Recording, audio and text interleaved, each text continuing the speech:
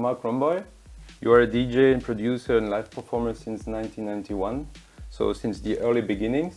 You have been producing on Innervisions, Kompakt, 2020 Vision, Ovum, many more, but you have also your own imprint systematic recordings and collaborated with Le Petit Prince.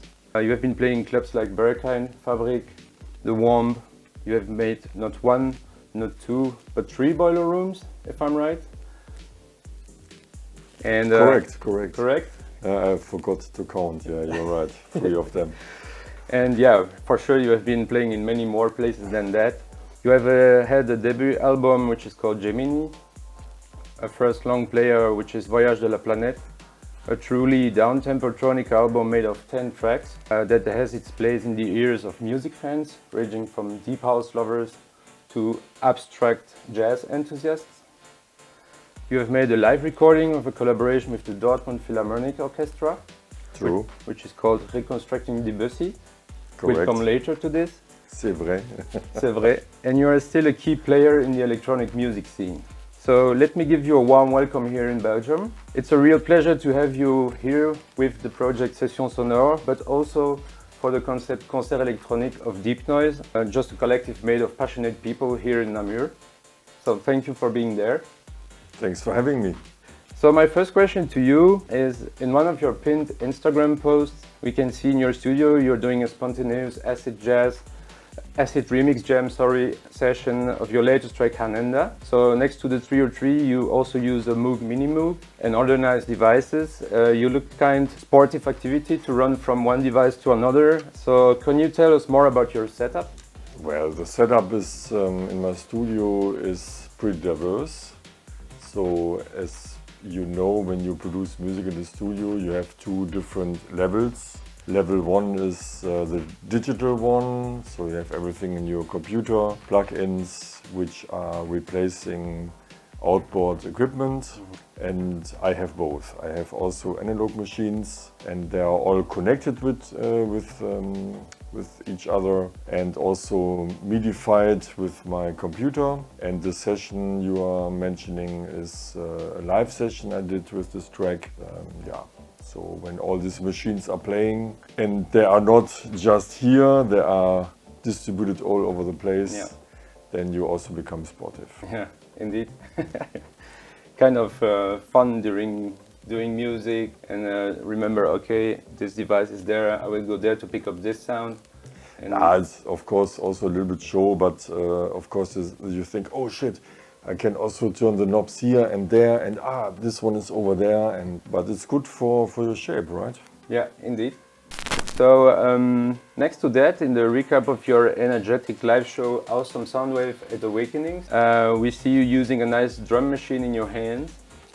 You say yourself that it's leading the magic of playing live. Today we will have the opportunity to enjoy a new live session made for the Deepnoize. We can imagine that you have to prepare the setup yourself also for such a special event. Can you tell us more about how you prepare yourself and your stuff for a live session? Yeah, I have started with my live concept pretty late.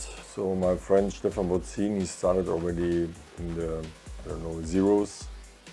Something like, when he started 2008 or so. And I'm rather coming from the DJ aspect. Nevertheless, it was always a dream to play live. And it took me a while, because when you decide to play live, I would say you need a concept, you need an idea. Because there are live acts and live acts. And you have live acts which are more like DJs, playing recorded clips out of the computer, with effects and filters and so on, and then you have live acts in electronic music who also try to add something which is really live.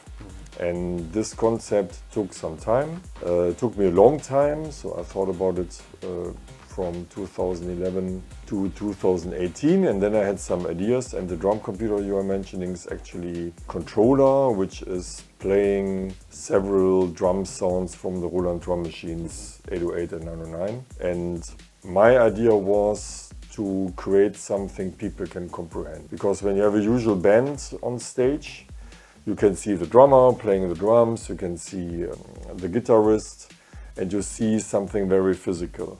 And in worst case, when you see an electronic live act, you see just a nerd behind a computer. And this is something I wanted to avoid. So it took me a long time to think about possibilities in order to show the people what's going on.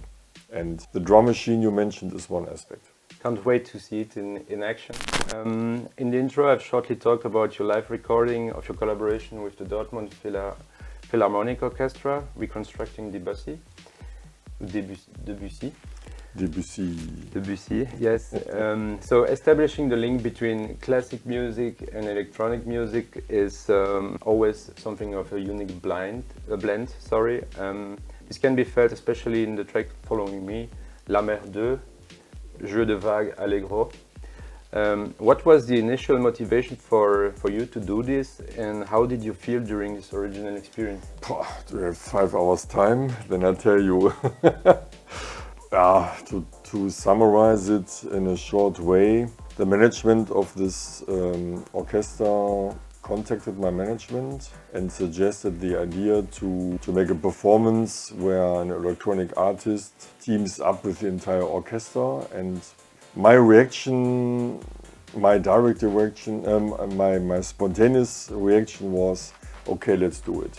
However, without knowing what was expecting me, because it was of course a challenge due to several reasons, and I could write a book about it, to be honest, because it's very, very complex and very diverse, and it was also a challenge. It took me 1 year, me and my partner Namito, who was on board, and the idea was to explore the world of something brand new, which was that an electronic artist works together with an orchestra. There were already a few people around, like Jeff Mills or I don't know who else. A few were around, and what I saw is that everybody did it in a different way. And my idea was to pick up Claude Debussy because he made modern classical music, and when he was alive, there were also cinemas around. So he already experienced a little bit of the modern world, like more than 100 years ago. Okay. And his music addressed me a lot. It sounded, or still sounds, very modern. For me, he's extremely innovative. And the concert has nothing to do with dance. It's rather something to listen to, and something to listen to when you are open for classical music combined with electronic sounds. And it's really, when it comes to the modern world, it's maybe a little challenge, because what you have to do is you really have to listen to the entire hour, which is a bit difficult nowadays, in days where we can't even follow something for more than 8 seconds, but yes. I can highly recommend to just take a seat on the sofa, play it, for example, on Ballroom or on streaming service. Yeah. Maybe a glass of wine, yeah, and just have a listen and enjoy the journey into sounds. Indeed. That's what I can recommend. Nice.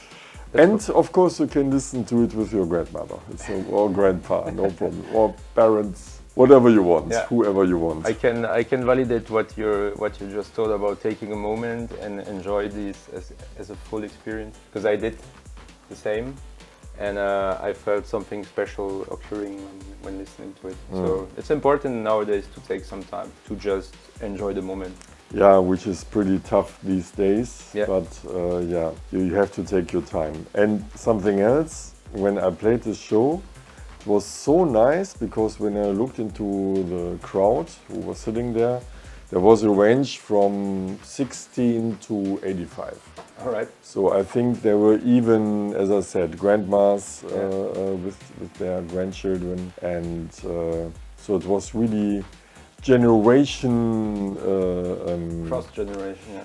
Yeah, it was, exactly cross generating. You didn't stop to make this original thing, but you went in another kind of universe. So let's continue the musical odyssey with your new band project founded with Marlene Schuen from Italy, Oh yes. with Dimitri, Andreas from Belgium. Oh yes, Belgium. Yes. By the way, a great producer also. I remember the tribal techno sounds from him. I have some Platten in German, but vinyls at home from him. Really perfect. An unsung hero of Belgium techno. Yeah. Please check him out. Indeed. Dimitri, Andreas in the house. Yes.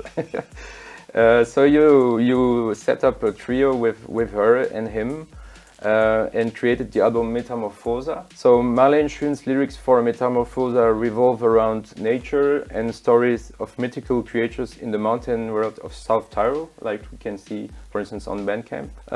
Can you tell us some important moments and also challenges that you lived together making this album? The funny thing is there were no challenges. The album idea came up during the beginning of the pandemic, when most of us were sitting at home not knowing what to do, and yeah, indeed. After Netflix series 25 there was maybe no further idea what to do. And the funny thing is a friend brought me and Marlene together. I actually planned to make a club track with her and send her an instrumental, which was pretty clubby and pretty rough and pretty techno-ish, and then she returned something after a while, and I listened to the vocals and thought like, okay, this is not for techno dance floor music, this is for listening. And at the same time the pandemic broke out. It was around spring 2020, we all remember these times. And yeah, we made the entire album via Zoom. So even Dimitri, I know Dimitri for a long time, he lives in Kortrijk.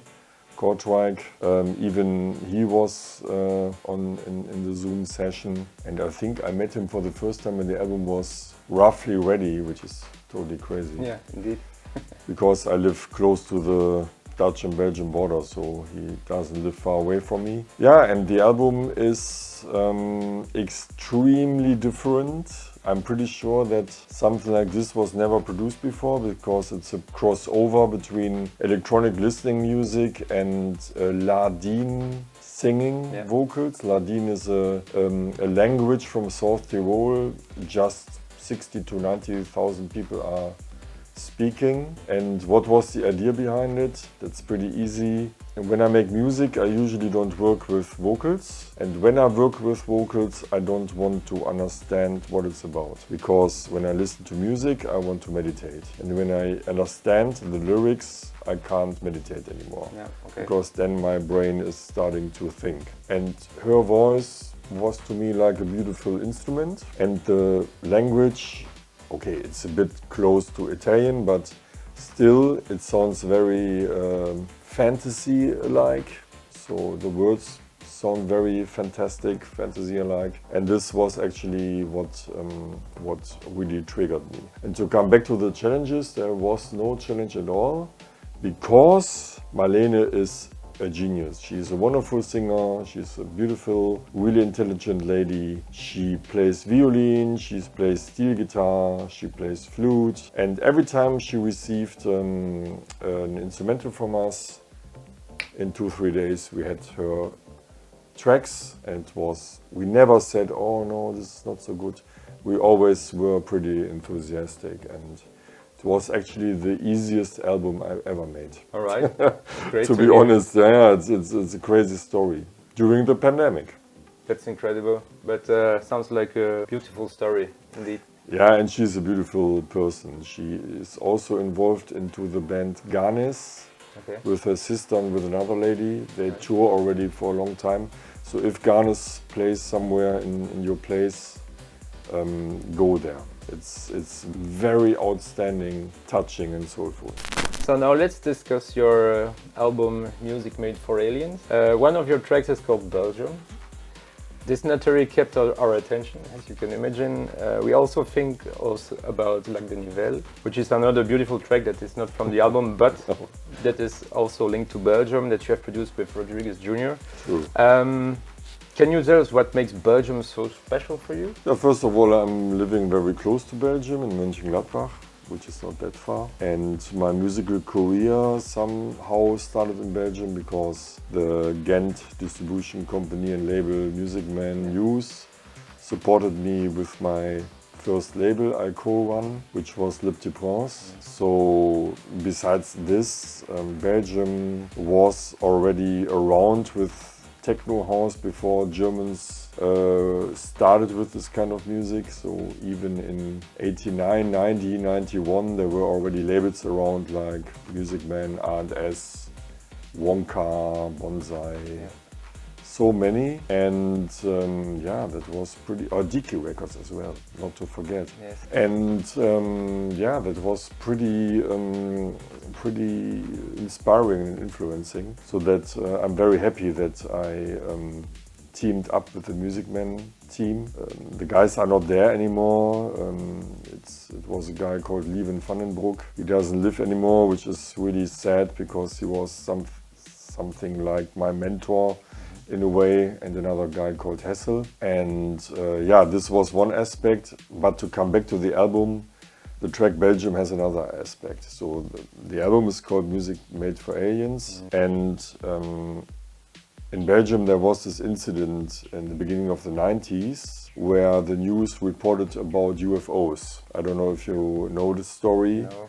Then check on Wikipedia. Okay. It was, as far as I know, a main news thing in Belgium, and everybody reported about it. And yeah, eventually there were no aliens, so it was something else, but I don't want to spoil because it's really interesting to read about this in the internet. But I'm pretty sure that a few people know what I'm talking about. So there was, I think it was even a few months where people assumed that there could be UFOs in Belgium. And that's actually the reason why the track is called Belgium. Always talking about this album, you say that Black Triangle is the most alienish track. Yeah. Can you share? I will play it tonight, by the way. Yes. So. Can you share with us what makes a track an alienish one? Well, when I listened to the first techno house tracks back in the days, it wasn't really the beat which fascinated me, it was rather the sounds. And of course I grew up with 80s music, ranging from Depeche Mode to Eurythmics to, I don't know, U2, Simple Minds, which was played on the radio. And when I listened to the first techno house tracks, I was like, wow, what is this? Also acid house tracks. Yeah. I was like, wow, what is this? Maybe this music was not made by humans, maybe it was made by aliens. And yeah, because it sounded so different and fascinated me a lot and is still fascinating me. And the album was made to give the aliens, whoever they are, wherever they are, something back. So, talking about aliens, universe, space, there are also your mix sessions, music from space. By the way, to come back to the aliens, you believe in aliens? I believe in aliens, yeah. I believe in other forms of lives, maybe not just in form of material, but more in a spiritual way. So, and I'm sure there is a kind of energy around us and that is not there just like that. So, yeah. I agree. I do. I just changed the interview now in this, yeah, to this direction. Yeah. Now it's me with the questions. No, joking. Nice. Okay, please continue. Okay. Let's go back to your mix sessions, music from space. Yeah. So some days ago you posted episode 141. I think that's the latest one. Yes. So this proves the regularity and the impressive energy that you continue to put into sharing music from other people that produce, that you love, and yourself. I remember listening to the former Systematic session, which I really love to listen to in my car at home. Some years ago I was always waiting for the next one, so I'm happy that the series continue. But can you tell us what makes the difference between those two series and why the name evolved towards music from space? Well, Systematic Session was a radio show and podcast which was supposed to underline the label. And sometimes I did mixes and sometimes guest DJs and friends made mixes. And to come back to the concert with the Dortmund Philharmonic Orchestra, this was exactly the period of time where I had to stop the radio show because it was too much work. Okay. So this 1 year when I prepared the concert, I couldn't do anything else. And also, at this time there were so many mix podcasts around, so that the concept was about to bore me after some years. Okay. So just to play a mix, that was nothing which was really satisfying me anymore. And then I made a break of, I think, 3 or 4 years, and then the idea came up to make music from space, and this is just mixed by myself. Yeah. We have the Space News in cooperation with the Planetarium in Bochum in Germany. They are constantly providing me space news because I wanted to include some content. So the idea was musically to say, hey guys, hey girls, hey ladies, this is what I think is music from space. And on the other hand, I thought it was important to add something with content, and I didn't know any radio station telling me news about space. So I thought, okay, then I do it myself. The Planetarium guys to the boss, Susanne, and asked her what she thought about this idea, and she was pretty enthusiastic about it, and so we have the space news in the middle of each show, and I still like it and don't want to stop it. Great. As long as you find fun and enjoy it, it's the most important, I think. Yeah, so again, we've been talking about space, aliens. We could also make a link between your sympathy for space and the one Jeff Mills has for it also. For instance, with his EP Lost in Space on his imprint Axis. Could you tell us what the space represents for you, and if there could be a link between Jeff Mills' perspective and yours? Yeah, first of all, Jeff is for sure an inspiration for me. I mean, he made music when I didn't make music. I think he started already at the end of the 80s and I started in 91. He's a guy with visions, he does his thing. However, to create something in relation to space is not, how can I say, the most innovative idea. I mean, it makes sense, right? To connect the dots between our futuristic sounding music and the space. And what does space mean for me? Yeah, good question. I mean, I don't understand it, to be honest. I don't understand infinity. I have no idea. Yeah, it's a difficult concept. Yeah, so maybe we live in a matrix anyway and don't understand a few things which are maybe easy, but it's even when I think about it, that space is infinite, I get goosebumps because my brain is not. It's not ready for it. It's not intelligent enough, and it's something fascinating. It's also maybe good to be inspired that there is space, because we live here on Earth and we have wars and we have our problems and so on.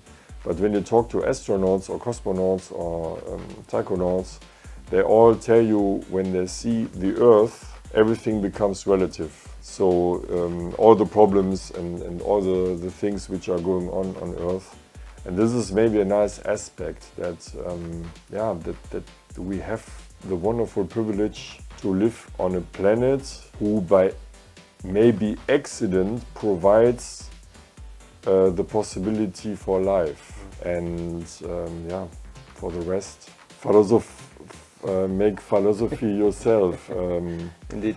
I think we can fulfill many evenings with a bottle of wine and lots of thoughts, right? So feel free out there to think about it. Feel free to talk about it. To make philosophy.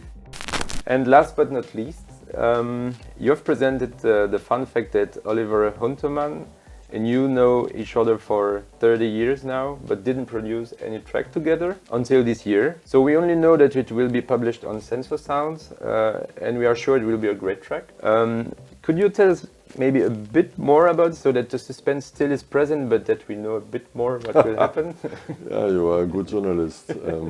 Very exciting, very exciting. As I wrote in the post, we know each other for pretty exactly 30 years. And yeah, sometimes it's weird.